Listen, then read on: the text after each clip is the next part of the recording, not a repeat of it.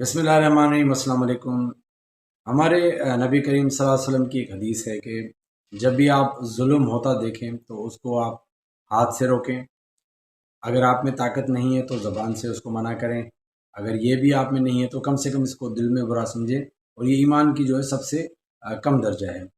तो जुल्म के ख़िलाफ़ बोलना चाहिए। गलत चीज़ होती देखें तो उस पे आपको उसको रोकें या उस जुल्म पे कंडेम करना लाज़मी है।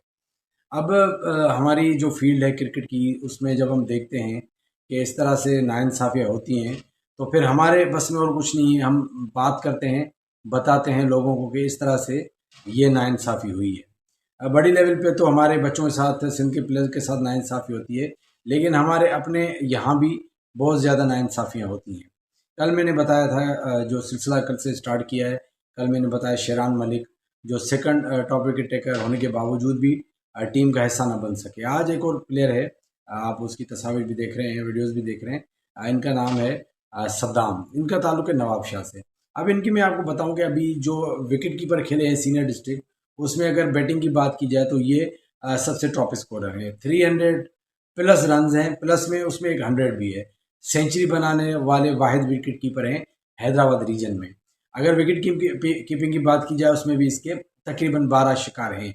आखिरी मैच में इसकी तबीयत ठीक नहीं थी जिसकी वजह से इसने कीपिंग नहीं की। अगर उसमें भी कीपिंग करता तो हो सकता है कि 15-16 उसके शिकार हो जाते, जितने के अभी मुंतखब विकेट कीपर जो है नबील, उसके भी इतने ही शिकार हैं। अगर उसमें भी कीपिंग करता तो हो सकता है कि उसके बराबर हो जाता, लेकिन बैटिंग में ये फिर भी नबील से आगे है, बल्कि काफ़ी बैट्समैनों से भी आगे है। तो इतनी शानदार परफॉर्मेंस थी। तो जब पहली टीम सिलेक्ट हुई 15 की, जो टीम जो अभी रवाना भी हो चुकी है, तो उसमें नबील को सिलेक्ट किया गया। तो उसमें ये एक जो बनता था, जो उन्होंने एक बनाया, जो पॉइंट रेस की कि भाई उसके एज ए कीपर उसके शिकार ज़्यादा हैं। चलें ठीक है भाई, उसके शिकार ज़्यादा थे, एज ए कीपर आपने उसको मुंतखब किया।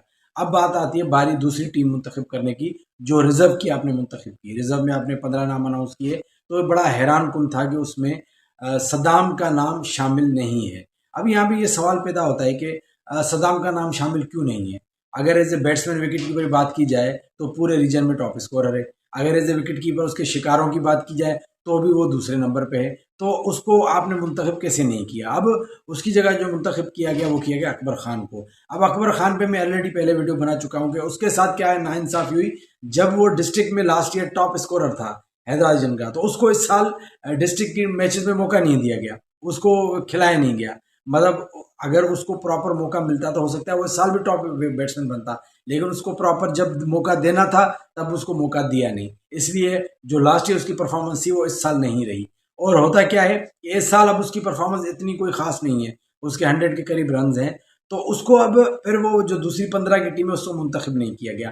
पहली बात तो उसको पहले अकबर खान के साथ नाइंसाफी की कि उसको डिस्ट्रिक्ट में मौका नहीं दिया गया। अब फिर ये इसके साथ नाइंसाफी हुई सदाम के साथ कि अभी वो सबसे ज्यादा रन्स करने के बावजूद और शिकार करने के बावजूद भी उसको टीम का हिस्सा नहीं बनाया गया। अब यहाँ पे एक बहुत बड़ा क्वेश्चन मार्क है सिलेक्शन पॉइंट ऑफ व्यू पे, क्या है जो सिलेक्टर है उनके माइंड में चल क्या रहा है। उनके या तो उनको पता नहीं चल रहा कि यार किसके रन्स कितने हैं, किसके शिकार कितने हैं, या तो फिर ये जानबूझ के हो रहा है। अगर ये कहा जाए पहला पॉइंट के कि उनको पता नहीं चल रहा, तो ये एक मजाकिन बात है कि जहाँ पे 5-6 बंदे इतने सीजन क्रिकेटर, इतने और एक्सपर्ट्स और इतने बड़ी लेवल के लोग, उनको पता तो सब कुछ होगा कि किसके कितने रन है, कितने शिकार हैं, सब कुछ पता होगा। तो इसका मतलब ये है कि ये कुछ और ही कहानी है कि कोई ना कोई जानबूझ के या कोई कैसे भी किसी तरीके से मतलब कि बाहर किया जाता है, अंदर किया जाता है। अब सवाल पैदा होता है कि 19-20 के फर्क पे आप ऐसे कर सकते हैं। मिसाल के तौर पे भाई आपके 180 रन है, लेकिन मेरा जो प्लेयर उसके 200 रन है। अब मैं उस पर यहाँ पे ये बहाना बना दूंगा, नहीं मेरे वाले के 180 रन है, आप वाले के 200 रन है, तो मैं यहाँ पे ये बहाना बना दूंगा यार जो मेरे वाला प्लेयर है उसकी टेक्निक अच्छी है या उसकी फिटनेस अच्छी है, इस पे मैं 20 रन के डिफरेंस को करके उसको इन कर दूंगा। लेकिन जहां पे 10 और 20 का फर्क हो वहां पे ये बहाने नहीं चलते। अब आपके सामने है एक विकेट कीपर, उसको आप एज ए विकेट कीपर हटा भी दें, सिर्फ एज ए बैट्समैन कंसीडर करें तो भी 300 प्लस रन हैं। और आपने जो दूसरे 15 की टीम में जो बैट्समैन मुंतखब किए हैं, मैं किसी का नाम नहीं लेता क्योंकि सब मेरे दोस्त हैं, सब अच्छे प्लेयर हैं, लेकिन जो रियलिटी है वो रियलिटी है कि फिल वक्त कौन परफॉर्म कर रहा है। तो जो काफी जो प्लेयर आपने अभी एज ए बैट्समैन रखे, उनके 150 रन भी नहीं है।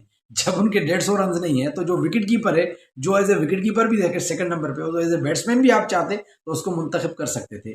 तो ये जो जिस किस्म का मजाक हो रहा है और जिस तरह से एक यारियां दोस्तियां वास्ते और ये चीज़ें चल रही हैं, ये तो मजाक है। अगर एक एक लड़का पूरे साल मेहनत करे और मेहनत का फल मिलने पे वो परफॉर्म करे और अब फल मिलने का टाइम आए वो सिलेक्ट ना हो, तो उसके बाद अब क्या ऑप्शन बचता है? जाहिर सी बात है उसके बाद दो ऑप्शन बचते हैं कि भाई जब भाई परफॉर्मेंस के बाद भी आप मुंतखब नहीं करेंगे तो वो यही कहेंगे ठीक है भाई हम क्रिकेट ही छोड़ देते हैं, और तो कोई ऑप्शन बचता नहीं है।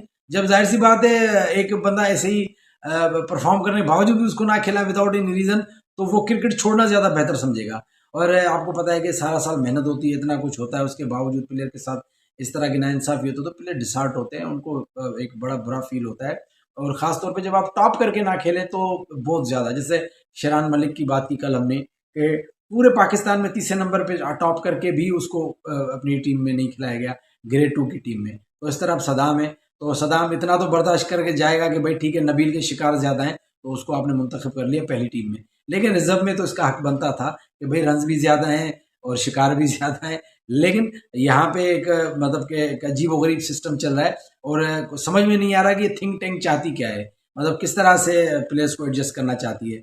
बहरहाल मेरा ये एक ओपिनियन था, आप इससे इख्तिलाफ भी कर सकते हैं, लेकिन एक जेन्युइन ओपिनियन है, मैं किसी की तस्दीक नहीं करूँगा, किसी के लिए बुरा भला नहीं कहूँगा, जो हकीकत है वो सबके सामने बिल्कुल रोशन आईने की तरह है। तो ये बैट्समैन थे नबील और wicket keeper, sorry Saddam wicket keeper batsman, तो उनको सिलेक्ट नहीं किया गया तो मुझे बड़ा एक दुख हुआ और बड़ा मतलब बुरा फील हुआ कि ये प्लेयर डिजर्व करता था कि आप इसको फर्स्ट 11 15 में रखते, लेकिन फर्स्ट में अगर नहीं रखा तो आपको रिजर्व में रखना चाहिए था, ये एक गलत चीज़ हुई।